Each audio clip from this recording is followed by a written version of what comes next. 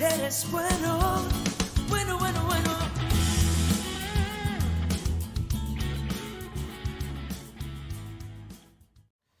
Yo le invito a abrir sus Biblias en el Evangelio según San Lucas, en el capítulo 21, versículos del 1 al 4. El Evangelio según San Lucas, capítulo 21, versículos del 1 al 4.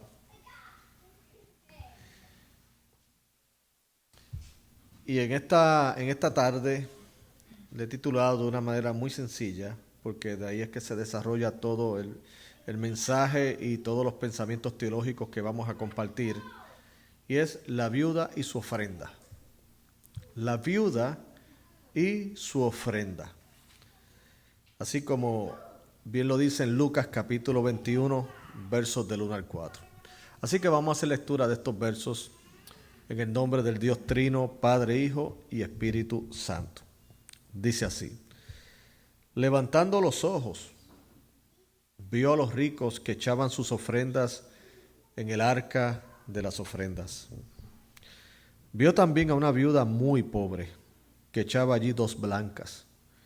Y dijo: en verdad os digo que esta viuda pobre echó más que todos, porque todos aquellos echaron para las ofrendas de Dios de lo que les sobra, mas esta de su pobreza echó todo el sustento que tenía. Pueden sentarse, mis amados hermanos.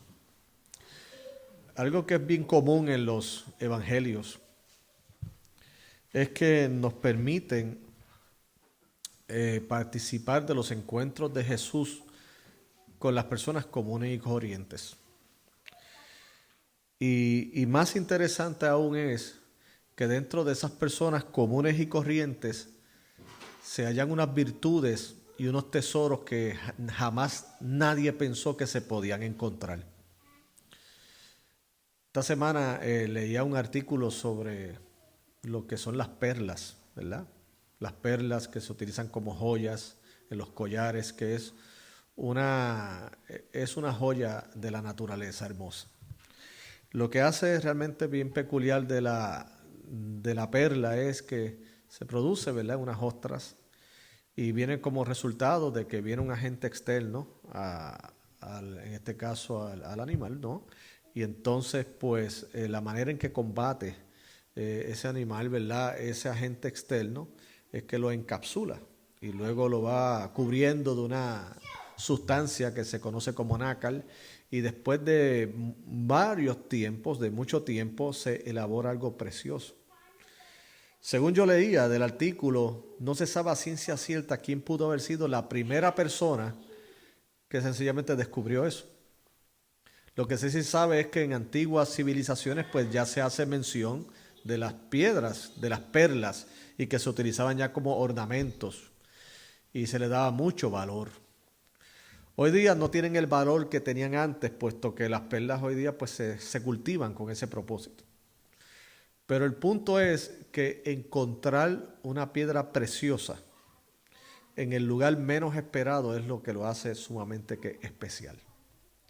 Y precisamente lo comparo, lo utilizo como una metáfora de los encuentros que Jesús hizo con personas comunes y corrientes, de los cuales el mismo Jesús encontró algo muy valioso, muy hermoso.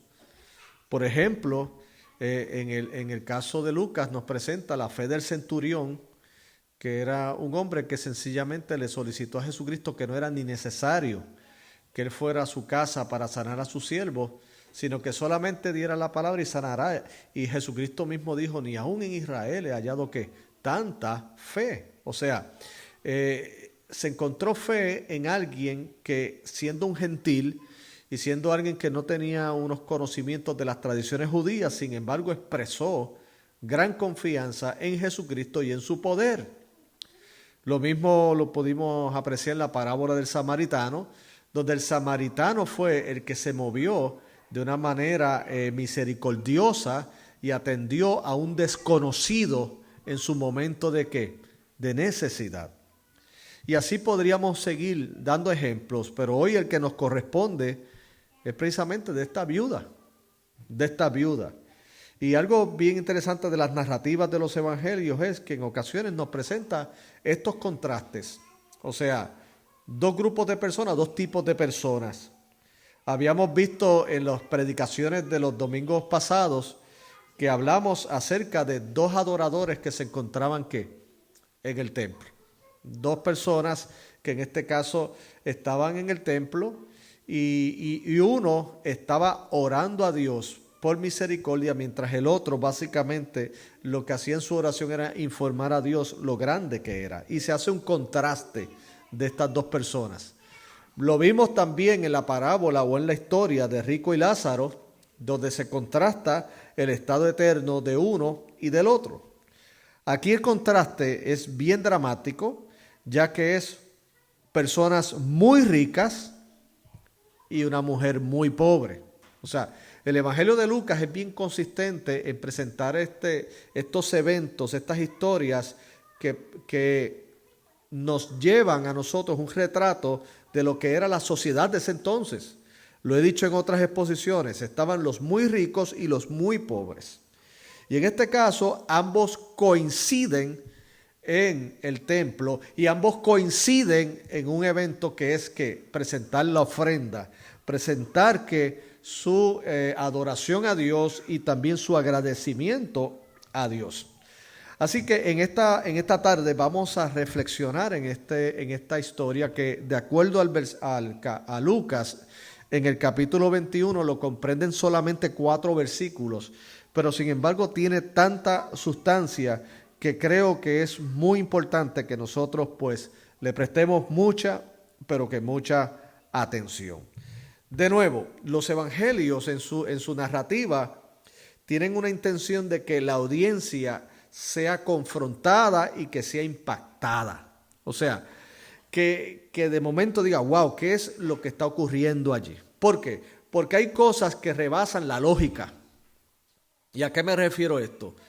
Aquí en este caso se supone que obviamente pues los ricos fueran los que se desbordaran en recursos, puesto que han sido favorecidos con ellos.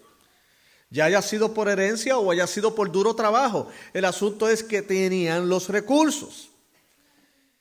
Entonces se espera, lógicamente, que de ellos haya un desprendimiento mayor porque han sido mucho más favorecidos que la persona promedio.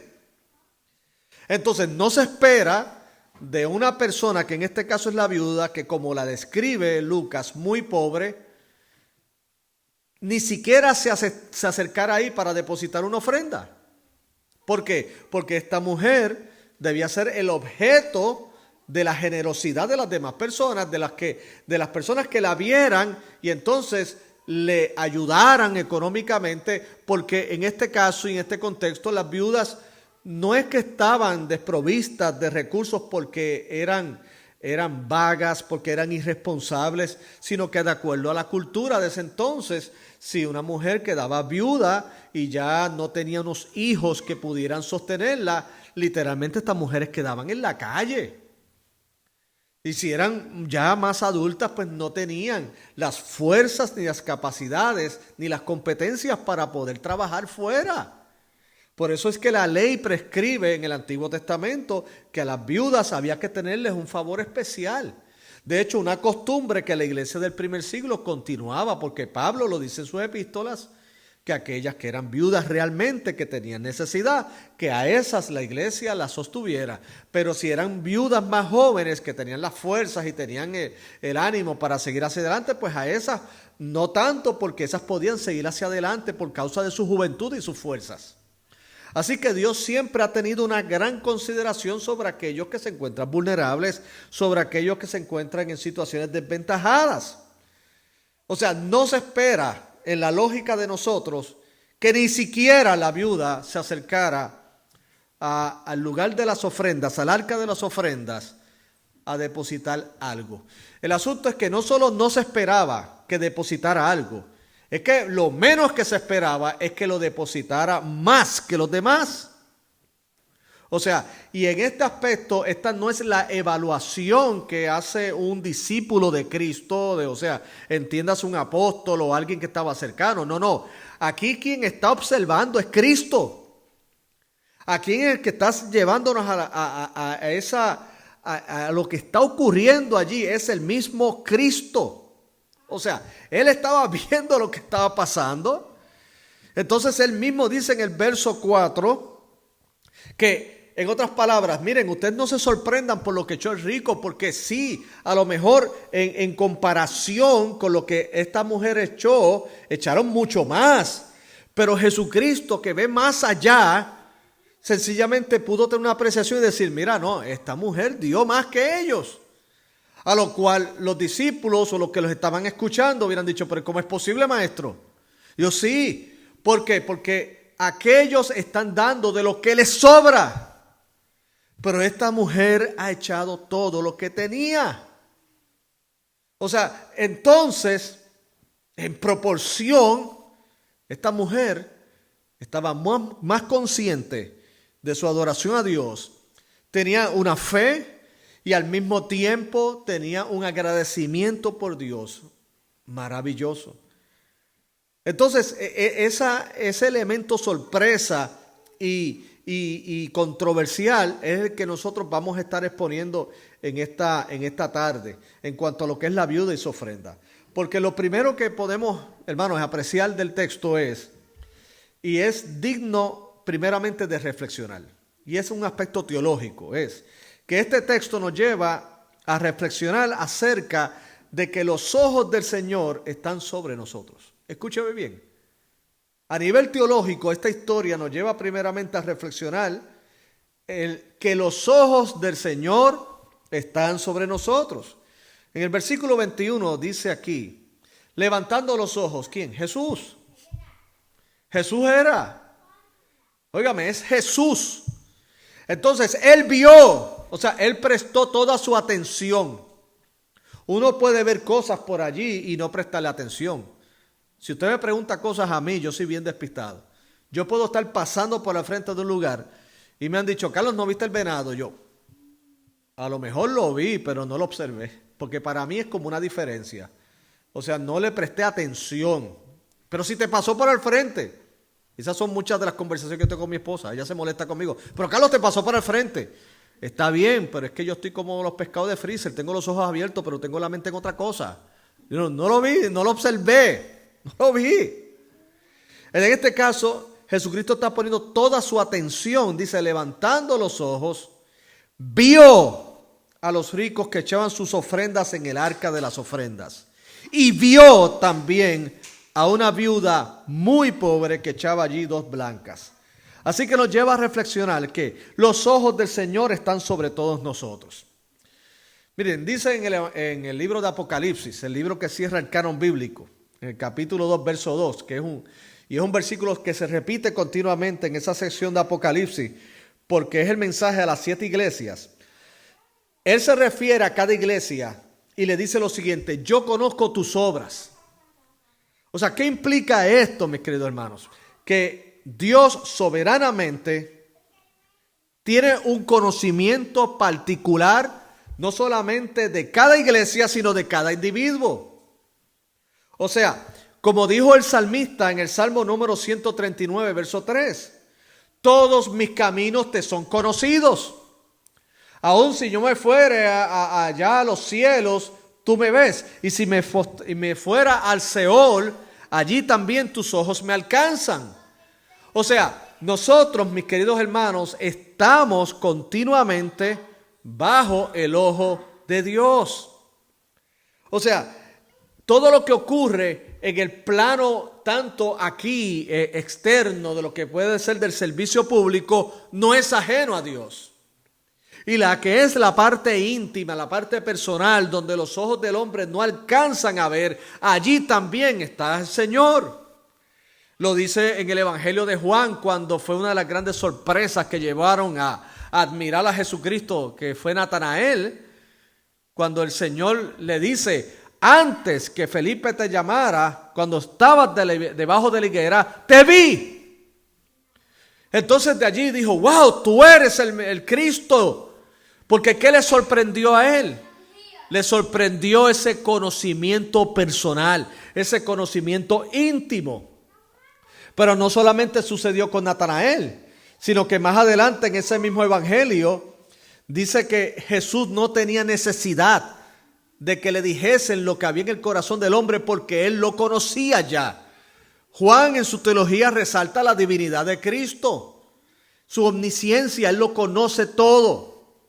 Cuando conversó, de acuerdo a Juan capítulo 4, con la mujer samaritana, él le hizo saber que él sabía su historia, sus intimidades. Tantos maridos has tenido y el que tú tienes ahora no lo es. Entonces esta mujer se impacta de ese conocimiento tan personal, tan íntimo. Una mujer samaritana que no tiene interacción con un hombre y mucho menos judío, en un pozo, y él le dice todo lo que es su vida íntima, la conoce. Entonces esto nos lleva al asunto, mis queridos hermanos. Lo primero, que esto es parte de la reflexión teológica del texto. Los ojos del Señor están sobre nosotros. Y esto puede ser un motivo de alegría, pero un motivo también de preocupación.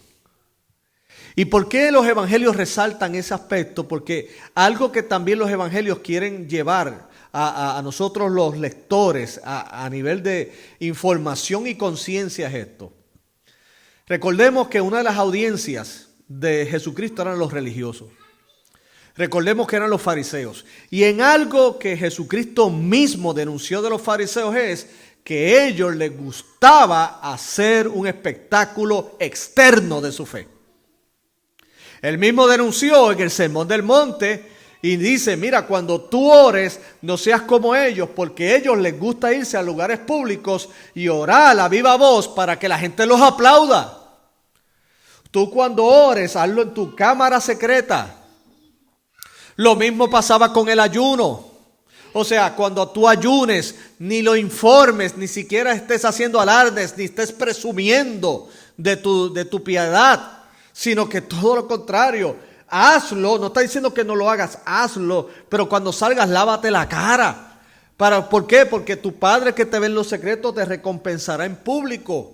O sea, lo que está diciendo es, tú no tienes por qué impresionar a la gente. La recompensa de los fariseos era el aplauso público. La recompensa de un hijo de Dios es agradar a Dios. Esa es la satisfacción. O sea, nosotros no tomamos los ejercicios de la piedad para que nos admiren. No lo hacemos para convertirnos en unas celebridades dentro de nuestro entorno cultural evangélico. Lo hacemos porque queremos crecer espiritualmente, porque queremos ser genuinos, porque queremos glorificar a Dios en nuestra vida, en nuestra familia, en nuestro trabajo, sin tener que presumir de eso. Que sea el mundo el que admire nuestras buenas obras y entonces glorifiquen al Padre que está en los cielos. Pero no al revés, porque el religioso lo que busca es eso, es la admiración pública, es el reconocimiento, pero se va a topar con una pared bien fuerte, porque el Señor conoce tus pensamientos. Y lo que tú le ocultas a los demás está bien presente al Señor. Y si no hay arrepentimiento de nuestra parte y seguimos en esa de estar haciendo espectáculos para lucir como celebridades y como filósofos y como santurrones, el Señor se encargará en su momento de hacer público lo que tú no querías confesar en privado. Lo hará. Lo hará. Pregúntale al rey David.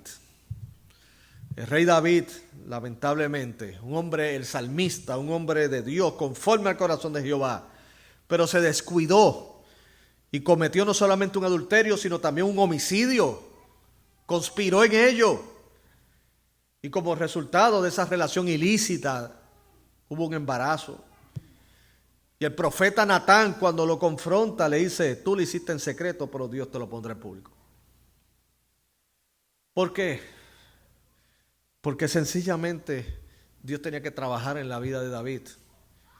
Y ese mismo pecado de tratar de aparentar, ese tipo de pecado o esa actitud que hace que esa acción sea mucho más aborrecible por el Señor es que no solamente es que cometes el acto, es que luego te quieres hacer pasar de que no pasó y no hiciste nada y aquí todo está bien. El Señor nos da oportunidades de arrepentimiento hermosas, bendito sea el nombre del Señor. Le voy a decir algo, Dios no está en el negocio de estar humillando a la gente como algunos predican. Pero sí humillará al que está altivo, a ese sí lo va a humillar. Va a humillar a aquel que persiste en su arrogancia, en pretender que puede Dios ser burlado. Es como dice la Escritura en Gálatas, Dios no puede ser burlado, lo que el hombre siembra, eso también segará. El que persiste solamente en dar una imagen, Dios le dará muchas oportunidades, pero algún día sacará a la luz su corazón. ¿Por qué? Porque Dios es un Dios justo y es un Dios de amor. Hermanos, todos aquí somos pecadores, todos nosotros tenemos debilidades. El que esté libre de pecado, que lance la primera piedra. La pretensión de Dios no es que tiene unas expectativas de nosotros que están más allá de nuestras vidas. Dios no está esperando nuestra perfección, sino un corazón contrito y humillado. Eso sí. Y que hermanos, nunca, por favor, y más en este tiempo de la tecnología, de las redes sociales y todo, que cada cual es el productor de su propio programa, por favor, no caigamos nunca en el pecado de tratar de aparentar lo que uno no es. De tratar de dar una imagen de lo que no es. Y ese es el gran peligro que se tiene hoy. Muchos toman sus plataformas sociales para dar una imagen de muy teológicos y no saben ni siquiera que 2 más 2 es 4.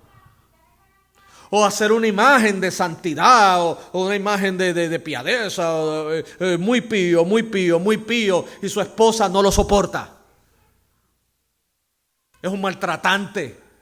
O sencillamente están tan ocupados en su imagen política religiosa que descuida el seno de su hogar. Y eso a lo mejor el ojo de la gente que te sigue no lo sabe, pero Dios sí lo ve. Y Dios en su momento lo hará y lo está haciendo últimamente. Está sacando los ídolos.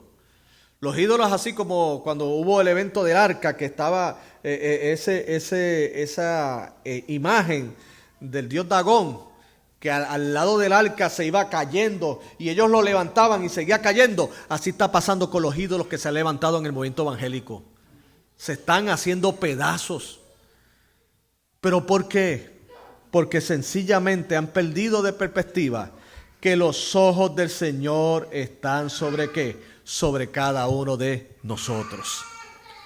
Aquí dice en el verso 1 del capítulo 21, levantando los ojos, vio a los ricos que echaban sus ofrendas en el arca de la ofrenda. Y vio también a una viuda muy pobre que echaba allí sus 2 blancas. Así que el punto principal de todo esto, mis queridos hermanos, es, primeramente, que esta historia es digna de reflexionar a nivel ¿qué? Teológico. Dios no le pasa desapercibido nada de lo que ocurre aquí en la tierra. Y aún más nosotros que pertenecemos a esta tradición teológica, que reconocemos la soberanía de Dios. Dios no solamente está al control de todo, sino que Dios observa todo. Lo otro que nos lleva a tener gran consideración de esta historia es que no solamente que es digna de reflexionar teológicamente por lo que yo le acabo de mencionar, que los ojos del Señor están sobre nosotros, sino que también nos lleva también esta historia que es digna de que lo que vemos lo respetemos. O sea, que tengamos cierta admiración de lo que ocurre. ¿Y qué es la admiración? Bueno, la fe y el compromiso de esta viuda.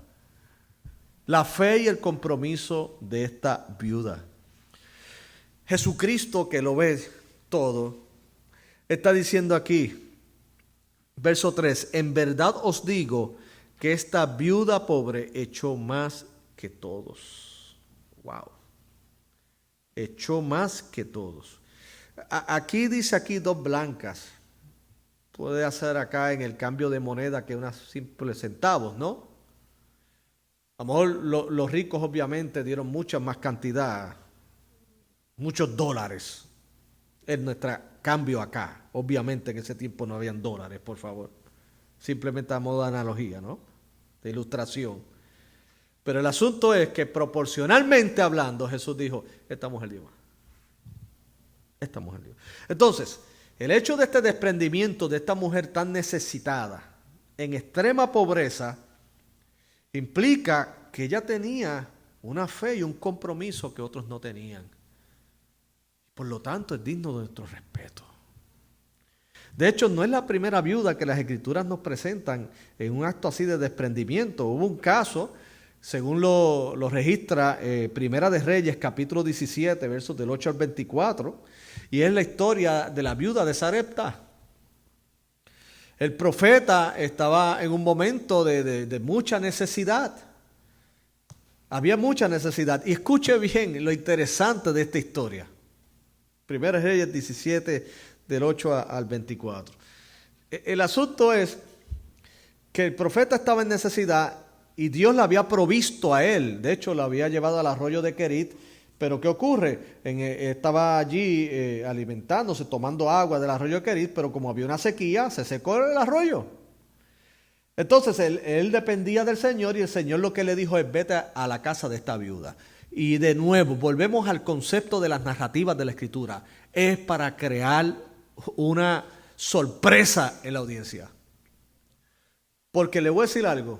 Si tú estás en necesidad, lo lógico sería en que Dios te va a enviar hacia una persona con recursos económicos o con recursos de alimentos. No te va a enviar con alguien que está casi peor que tú. Esa es la lógica. Pero sin embargo, Dios le dijo al profeta: vete a casa de la viuda que ella te va a alimentar. El profeta no cuestionó, él fue allá. Y él le dice a ella: mira, yo quiero que el Señor me trajo aquí para que tú me alimentes. Y ella le dijo: bueno, yo te puedo dar de lo poco que tengo. Y la viuda le dio. El asunto es que, según mismo dicen Reyes, durante todo ese tiempo de hambruna, no le faltó nada a la viuda. Ella compartió, fue obediente a lo que el profeta le dijo, que vino de parte de Dios. Ella le compartió al profeta y Dios, ¿qué hizo? La bendijo, que en el tiempo de esa gran hambruna a ella nunca le faltó nada. Entonces, cuando tú ves estos ejemplos, mis queridos hermanos, donde en lugares inesperados tú ves la provisión de Dios. La multiplicación de los panes y de los peces se dio en un momento donde se multiplicó de lo poco que había, pero había una gran disposición del joven que estaba ahí de entregar sus pocos panes y sus pocos peces. Había un gran hambre, había miles de personas. Los discípulos, la solución que ellos dieron fue una solución muy bautista. ¿Cuál fue? Despídelos y que se vayan a comer allá. Eso no es asunto de nosotros. Los apóstoles comen aparte caviar. No, esos son los de ahora. Los de antes no eran así. Caviar. Entonces, no, despídelos. Y Jesús dijo: espérate un momentito, espérate, ¿cómo que despídelos? No, espérate. ¿Qué es lo que hay por ahí? ¿Qué es lo que hay disponible? Y él le dijo: mira, aquí hay un muchacho que tiene unos cuantos panes y unos cuantos peces. Dámelos acá. Pero lo lindo es que esa persona estuvo disponible de desprenderse de lo poco que tenía para que otros comieran. ¿Y qué pasó? En las manos de Jesucristo se multiplicó. Le voy a decir algo: estos milagros no solamente apuntaban a su carácter mesiánico, no solamente bendijo a la multitud, sino que enseñó a los apóstoles. Los enseñó. Dijo: esto es así, mijo. Aprendan. Eso está en la clase de generosidad cristiana 303.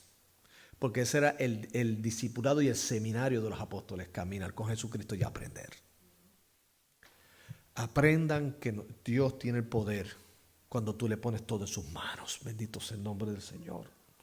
Aquí esta mujer puso todo esto. Yo no creo que esta mujer estaba con el evangelio de la prosperidad de hoy día. Yo no creo que ella puso sus dos blancas pensando en que estaba sembrando para recoger más.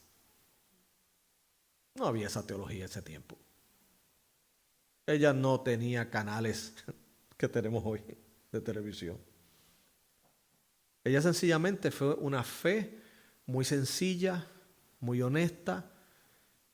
Entendía que aún lo poco que tenía, todo era de Dios. Y se lo dio.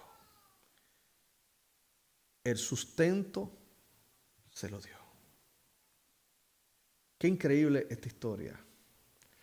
Porque el asunto, mis queridos hermanos, que a lo mejor la cantidad con la cual ella dio no hacía mucha diferencia en cuanto a las necesidades del templo, pero en cuanto a los ojos de Dios, que lo ve todo, dijo, con una mujer así y con seguidores así, a lo mejor con lo que dan económicamente no se hace mucho, pero con ellos se puede hacer mucho, porque tienen un corazón para el Señor, para la obra de Dios.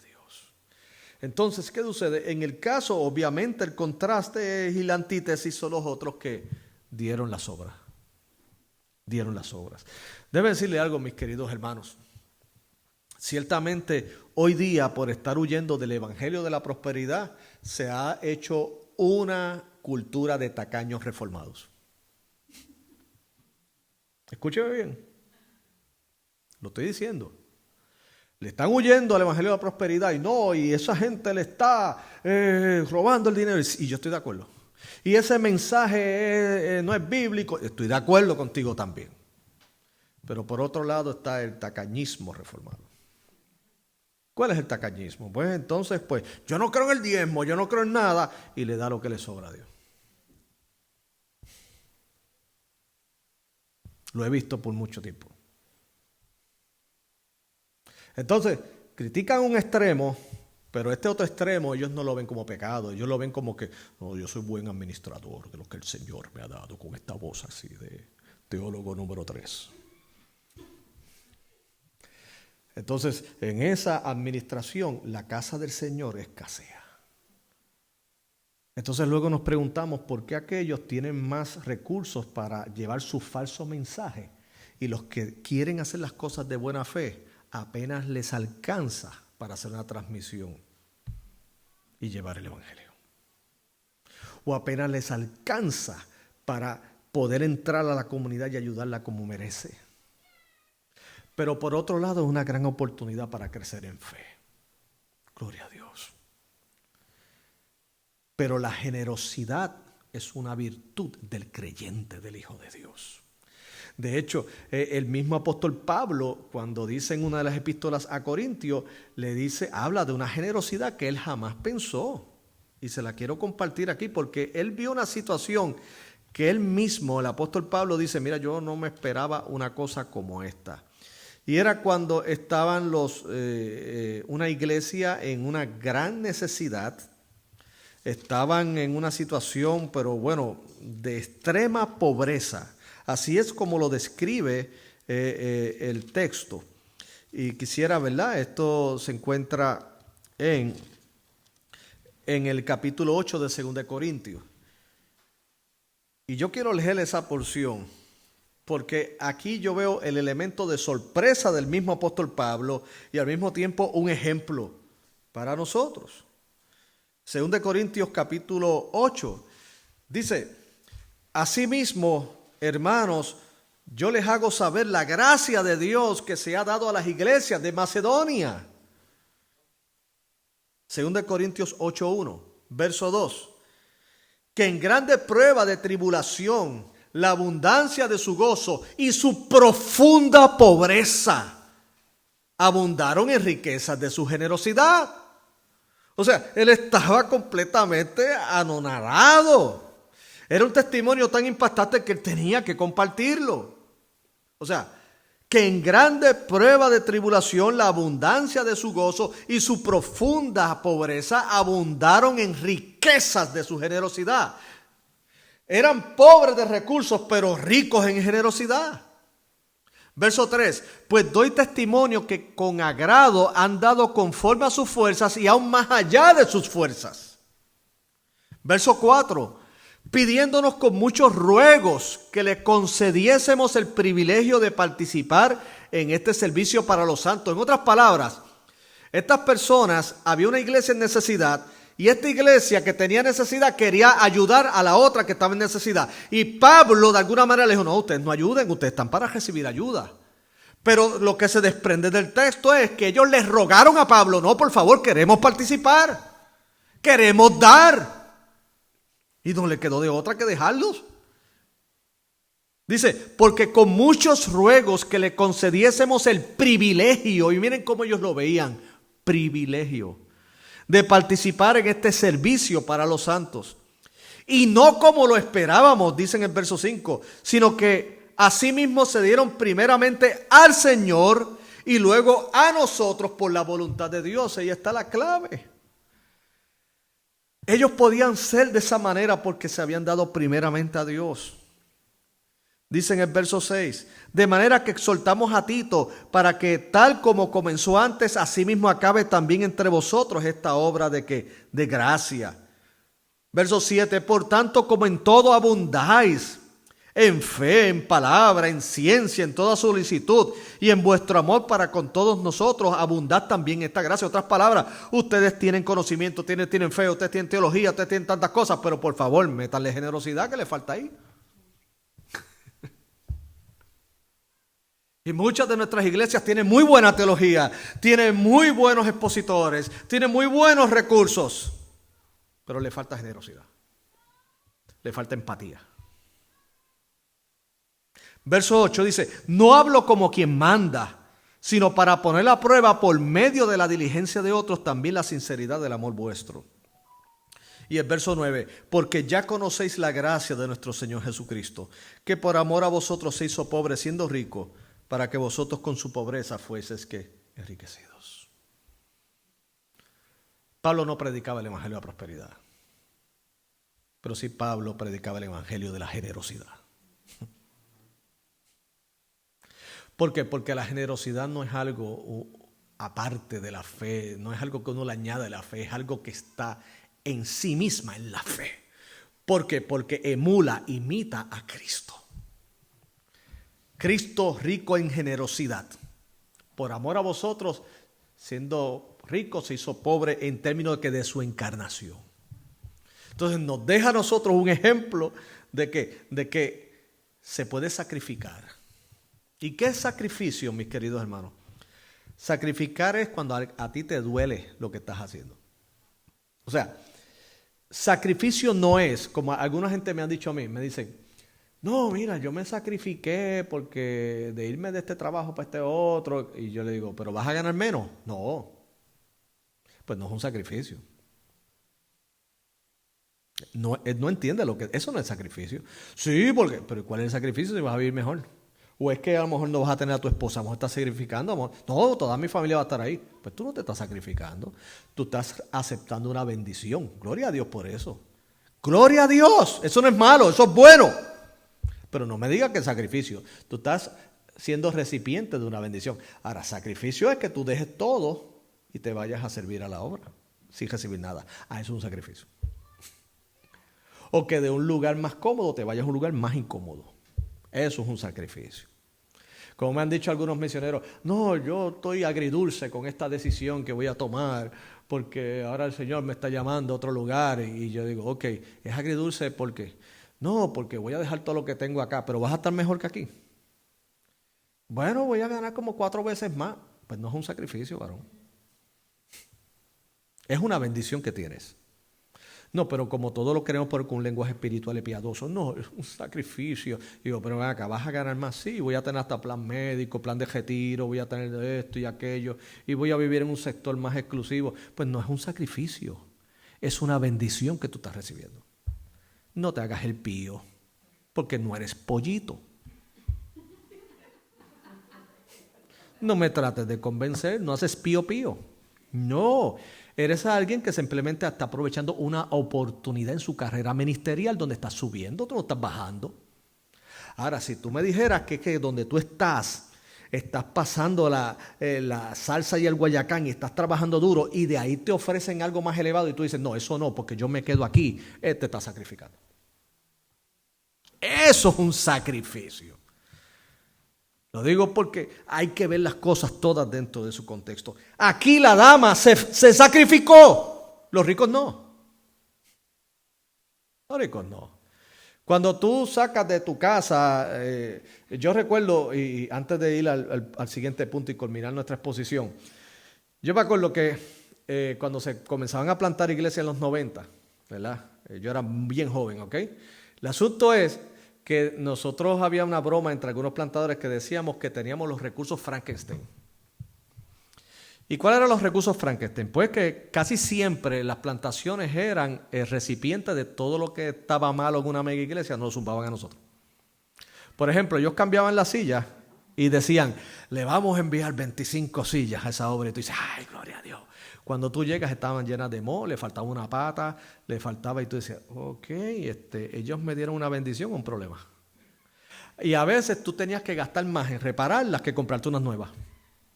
Y tú dices, wow, entonces ellos iban con su camión, de verdad, y wow, y tú decías, uy, qué muchas sillas. Y yo me acuerdo que los hermanos decían, pero pastor, ¿cuántas de esas funcionan?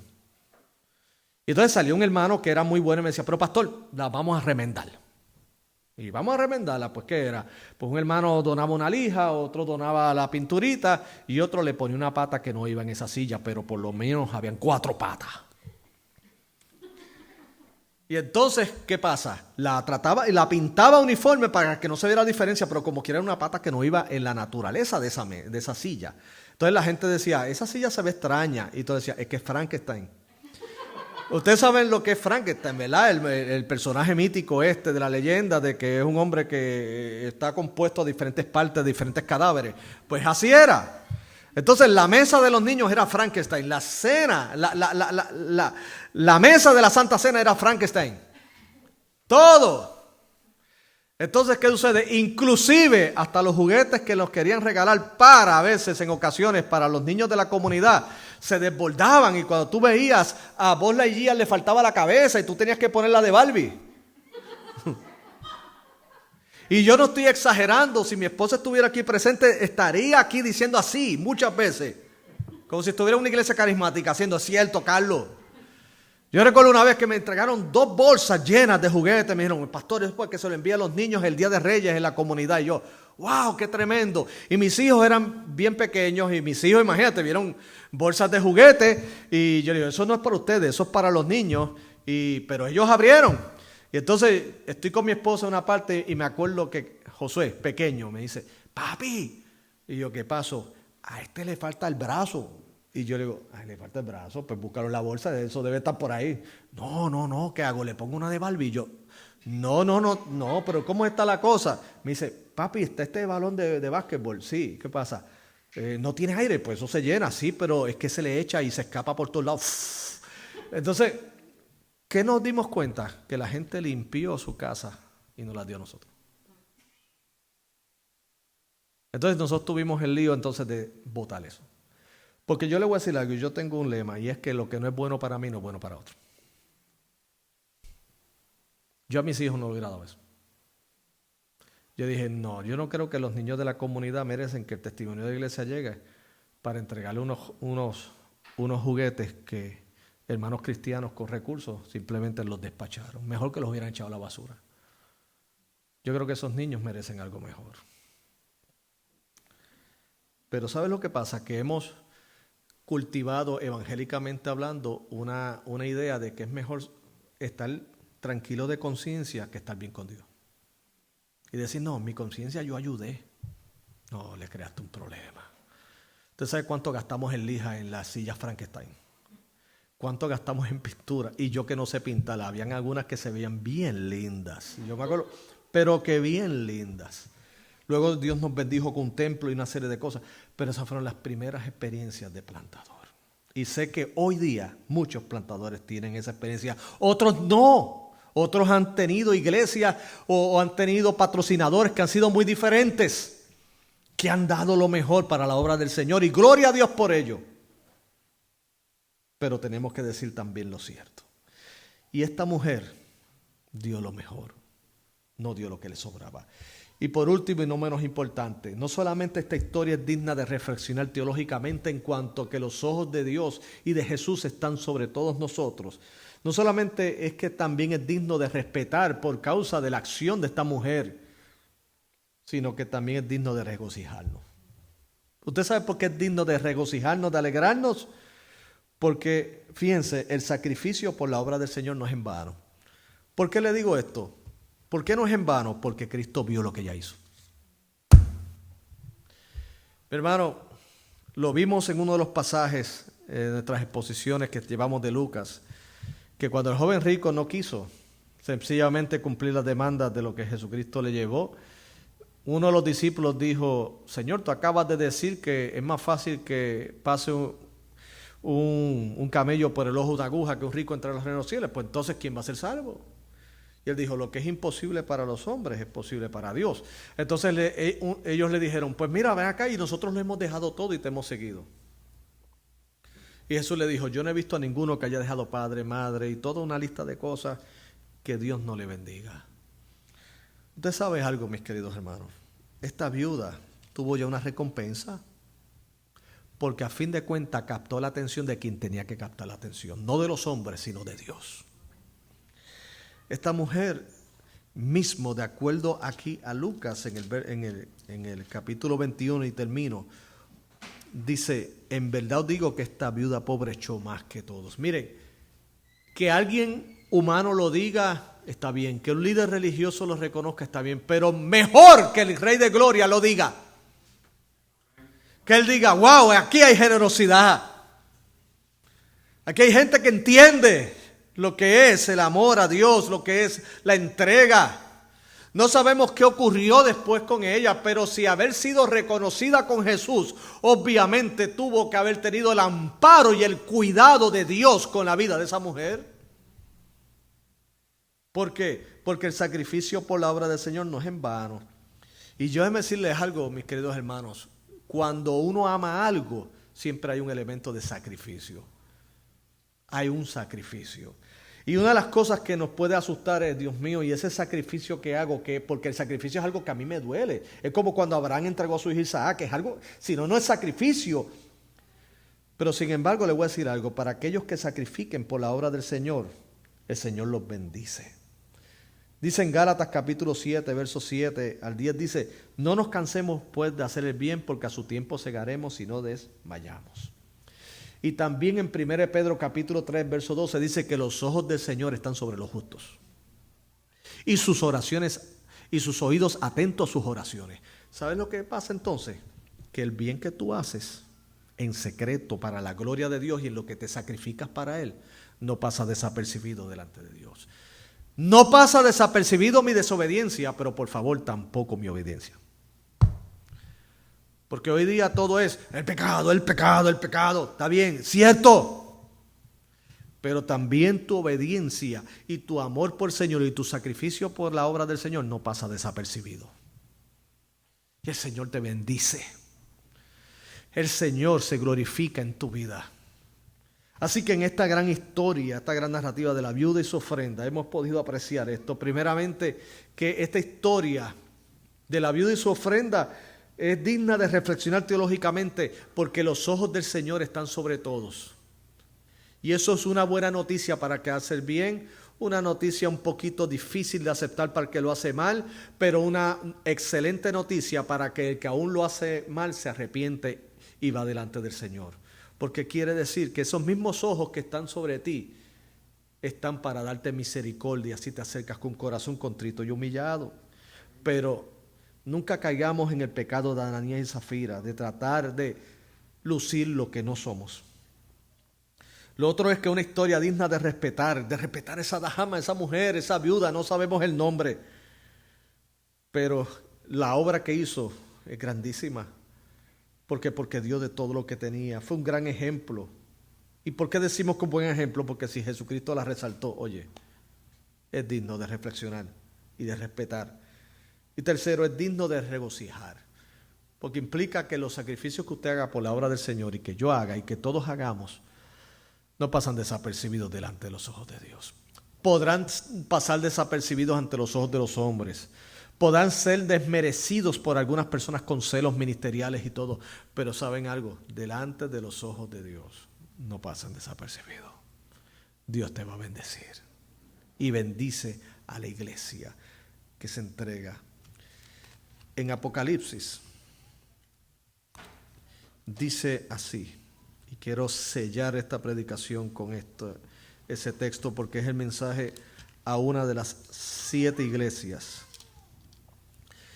que el Señor le resalta que Él conoce lo que es su trabajo y todo lo que ha hecho en favor del reino de Dios.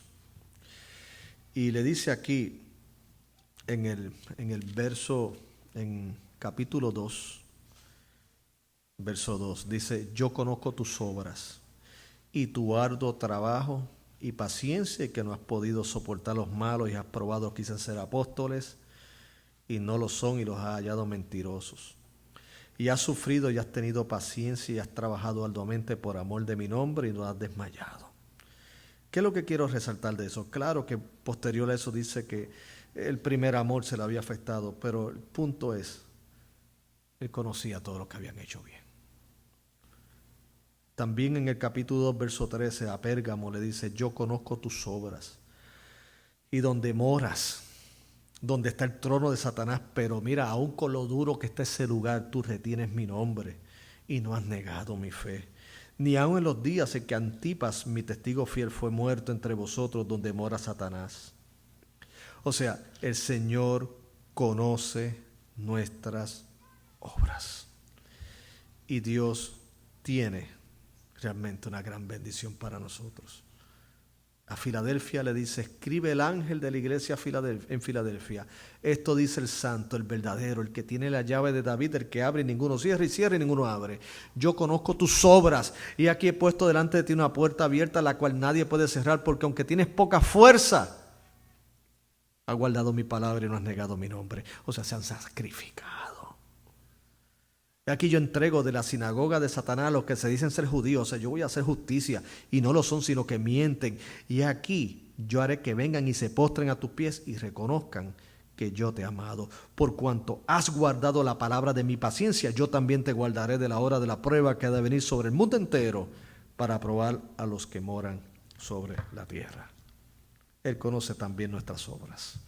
Conoce mi pecado y nos hemos de arrepentir.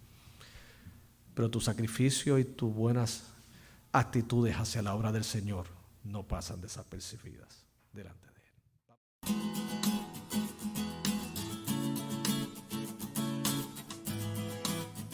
Él. Eres bueno, bueno, bueno, bueno.